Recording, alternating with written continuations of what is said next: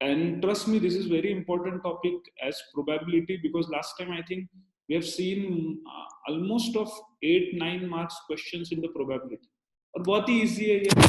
तो कल मैंने आपको बताया कि कोई भी चीज की जो probability है, probability यानी हम जो निकालते हैं उसको बोलते हैं चांसेस ऑफ ऑकरेंस.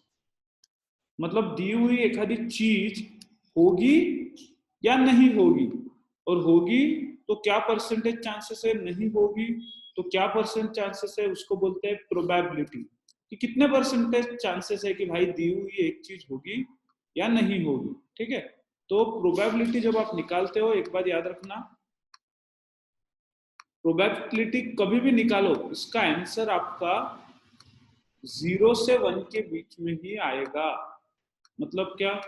तो प्रोबेबिलिटी का आंसर एक तो 0, एक तो 1, या 0 से 1 के बीच में ही आएगा. 0 से 1 के बीच में ही आएगा. या 0 भी आ सकता है या 1 भी आ सकता है, लेकिन 1 के आगे या 0 से नीचे कभी भी प्रोबेबिलिटी का आंसर नहीं आएगा. ठीक है. और जब जब प्रोबेबिलिटी का आंसर 0 आता है या 1 आता है या जो भी कोई आता है, तो उसका कुछ मतलब रहता है, उसका कुछ लॉजिक है, और वो कैसे अपन देखते हैं, कैसे निकालना है प्रोबेबिलिटी, वो भी देखते हैं. तो सबसे पहले एक बात समझ लो,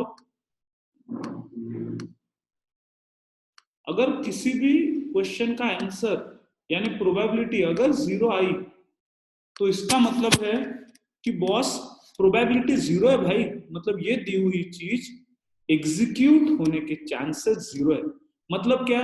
तो मतलब ये कभी एग्जीक्यूट नहीं होगी चीज. मतलब इसी के लिए 0 जब प्रोबेबिलिटी आती है, तो जिसकी आप प्रोबेबिलिटी निकाल रहे हो, इसको इम्पॉसिबल इवेंट बोलते हैं. क्या बोलते हैं? Impossible event. इम्पॉसिबल इवेंट मतलब क्या? भाई उसकी प्रोबेबिलिटी 0 आ गई ना, तो मतलब वो एग्जीक्यूट होने ही नहीं वाला है. 100% ये चांसेस है कि वो होगा ही नहीं कभी.